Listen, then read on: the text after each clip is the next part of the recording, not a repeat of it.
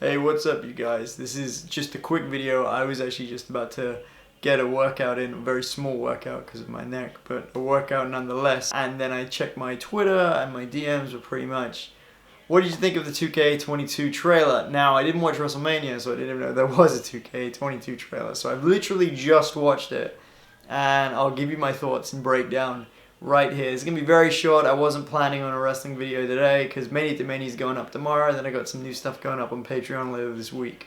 So yeah, going to be very brief, but let's have a talk about it. Okay, so as far as models and graphics go, this looks relatively the same to me as the last couple of 2K Ukes games. That necessarily isn't a problem with me because I kind of think that's just the way things are going to look, because this game is likely going to launch on everything from Xbox One up, due to the availability of new consoles not really being able to flood the market yet, and then also the pandemic. Not a lot of people have disposable income to spend of that magnitude for new consoles, so obviously getting the game out to the widest audience possible, so that doesn't really matter. I think those graphics look fine.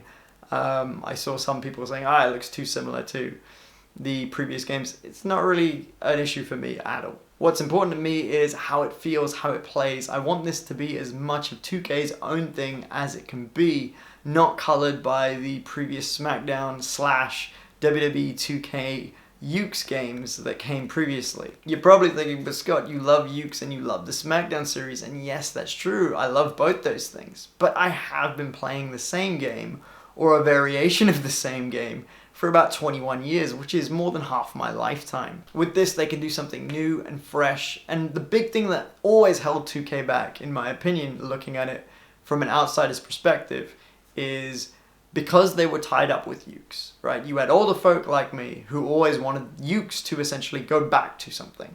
So it could be a number of things, dating from like SmackDown 1 all the way to SmackDown vs. Raw 2006. So that could be feature sets, it could be gameplay, it could be submission mechanics, it could be a whole range of things, but essentially I wanted them to go backwards. Then you also had slightly younger than my age bracket who grew up on, say, more SmackDown vs. Raw and the WWE series prior to 2K's takeover of the license. So they had attachment to things as well.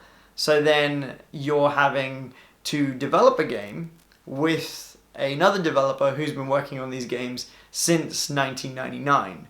And you're also trying to serve the people that want things that harken back to SmackDown 1, to Here Comes the Pain, to SmackDown vs. Raw 2006, Shut Your Mouth, SmackDown 2, and then you have a younger subset of people who want things like things that were introduced from SmackDown vs. Raw 2008 up to maybe WWE 12 or 13, or even technically 2K14 because that was a THQ Ukes game. And that's a lot of masters to serve when you're just trying to do your own thing. You can't do your own thing. There's too many expectations and there's too many wants on a list.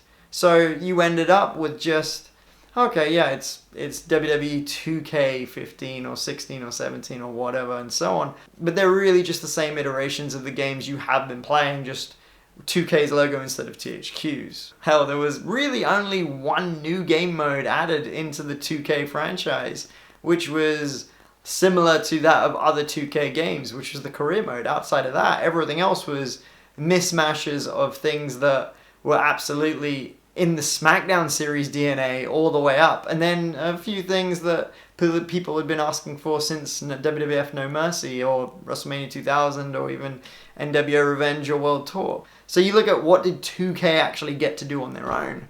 It's really just the career mode. Everything else was just a whole bunch of other mishmash things that people have been wanting for about 21 years at that point. So now's a chance to have a complete fresh start, from gameplay to game modes to even how we name things. I mean, we've been stuck with the terminology of legends since Here Comes the Pain. Even the terminology we've used for years can be completely new and re-envisioned. Something I would like to see is official mod tools, but I don't know if they'll actually do that or go that far, but they've been pretty good with the modding community on their other 2K games.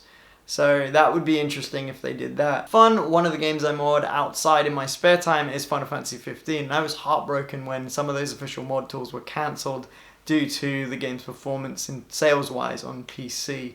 So yeah, so official mod tools would be interesting and really welcomed. Obviously not necessary.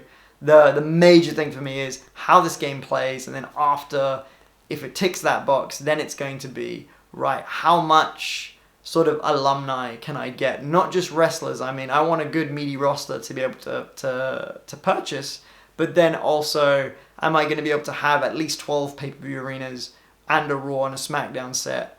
And then will a WCW also be available? Things like that. But again, this isn't priority because I shouldn't be the audience for this game. I should be the second or third tier audience. The main audience should be the current era fans who are currently watching wrestling right now. I have plenty of games I could play. I think this needs to be something fresh where somebody picks up a controller and plays it for the first time. It's like, this is a new WWE game, and you redefine how a wrestling game is played.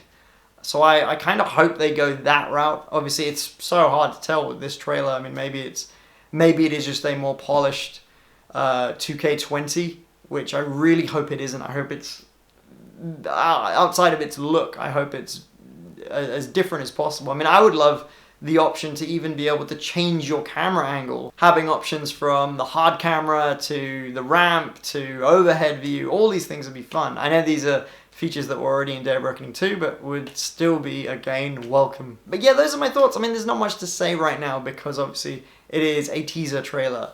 There will likely be more info by the time SummerSlam comes around. I hope they don't give exclusive rights to somebody like IGN.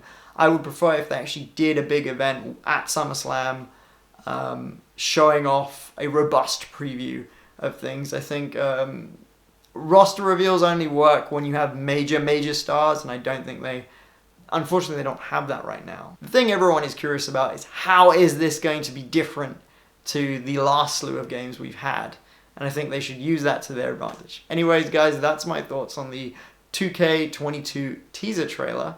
If you like this video, please hit that thumbs up. Please don't forget to subscribe if you haven't already. There will be a new episode of Mania to Mania tomorrow. And until then, if you can support me on Patreon, please do it. Patreon.com/ScottJay. Until next time, you guys, take care.